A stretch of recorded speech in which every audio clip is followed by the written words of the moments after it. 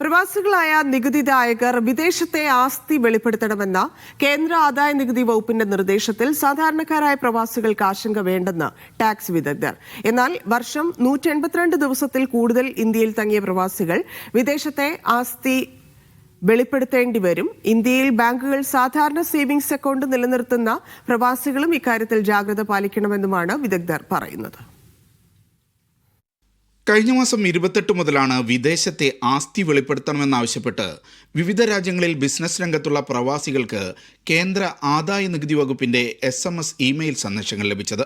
എന്നാൽ NRI status ഉള്ള പ്രവാസികൾക്ക് ഇക്കാര്യത്തിൽ ആശങ്ക വേണ്ടെന്ന് UAE ടാക്സ് വിദഗ്ധനായ CA ഫൈസൽ സലീം പറയുന്നു. അതേസമയം വർഷം 182 ദിവസത്തിൽ കൂടുതൽ ഇന്ത്യയിൽ തങ്ങിയവർക്ക് ഈ ആനുകൂല്യം ലഭിക്കണമെന്നില്ല. ഒരു വർഷത്തിൽ, ഒരു ഫിനാൻഷ്യൽ ഇയർ, ഒരു സാമ്പത്തിക വർഷത്തിൽ 182 ദിവസത്തിന് മുകളിലോട്ട് ഇന്ത്യയിൽ നിൽക്കുകയാണെങ്കിൽ മാത്രമാണ് അയാൾ ഇന്ത്യൻ റെസിഡന്റ് ആകുന്നത്. അത് ഒരു കണ്ടീഷനാണ്. രണ്ടാമത്തെ ഒരു കണ്ടീഷനും കൂടെ ഉണ്ട്. 60 ദിവസം ആ ഒരു ഫിനാൻഷ്യൽ ഇയറിൽ നിൽക്കുകയും ഇതിന് മുമ്പുള്ള 4 വർഷങ്ങളിൽ 365 ദിവസത്തിന് മുകളിൽ നിൽക്കുകയും ചെയ്തു കഴിഞ്ഞാലും അയാൾ റെസിഡന്റ് ആവും. അപ്പം ഇങ്ങനെ റെസിഡന്റ് ആയ ആളുകൾക്ക് മാത്രം ആണ് ഈ ഒരു റൂളിന്റെ ആപ്ലിക്കബിലിറ്റി വരുന്നത്. ഇന്ത്യയിലെ സേവിങ്സ് ബാങ്ക് അക്കൗണ്ടുകൾ നിലനിർത്തുന്നവർ ഇൻകം ടാക്സിന്റെ പരിധിയിൽ വരാതിരിക്കാൻ NRE, NRO അക്കൗണ്ടുകളിലേക്ക് മാറേണ്ടി വരും. ഇപ്പൊ നമ്മൾ NRI ആണെങ്കിലും നാട്ടിൽ സേവിങ്സ് ബാങ്ക് അക്കൗണ്ട് ഉള്ളവരായിരിക്കും. അപ്പൊ അങ്ങനെയുള്ള ക്ലാസ്സിൽ ഇന്ത്യൻ ഇൻകം ടാക്സ് പെട്ടെന്ന് അവർ ക്യാച്ച് ചെയ്യാൻ പോകുന്നത് ആ സേവിങ്സ് ബാങ്ക് റെസിഡന്റ് അക്കൗണ്ട് എന്നുള്ള രീതിയിലാണ്. അങ്ങനെയുള്ളവർ എത്രയും പെട്ടെന്ന് തന്നെ നാട്ടിലെ സേവിങ്സ് ബാങ്ക് അക്കൗണ്ടുകൾ NRI സ്റ്റാറ്റസിലോട്ടോ NRO സ്റ്റാറ്റസിലോട്ടൊക്കെ മാറ്റുന്നത് നന്നായി. വിദേശത്തെ ആസ്തി വെളിപ്പെടുത്താത്തവർക്ക് കനത്ത പിഴ ലഭിക്കുമെന്നാണ് ആദായ നികുതി വകുപ്പ് മുന്നറിയിപ്പ് നൽകുന്നത്.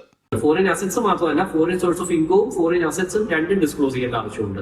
എന്താണ് ഫോറിൻ സോഴ്സ് ഓഫ് ഇൻകം എന്ന് പറഞ്ഞു കഴിഞ്ഞാൽ, നമുക്ക് വിദേശത്ത് ബിസിനസ് ഉണ്ടെങ്കിൽ, അല്ലെങ്കിൽ റെന്റൽ ഇൻകം ഉണ്ടെങ്കിൽ, അല്ലെങ്കിൽ ഡിവിഡൻഡ് കിട്ടുന്നുണ്ടെങ്കിൽ അങ്ങനെയുള്ള ഡിവിഡൻഡ് ഇൻകം നമ്മൾ ഡിസ്ക്ലോസ് ചെയ്യണം.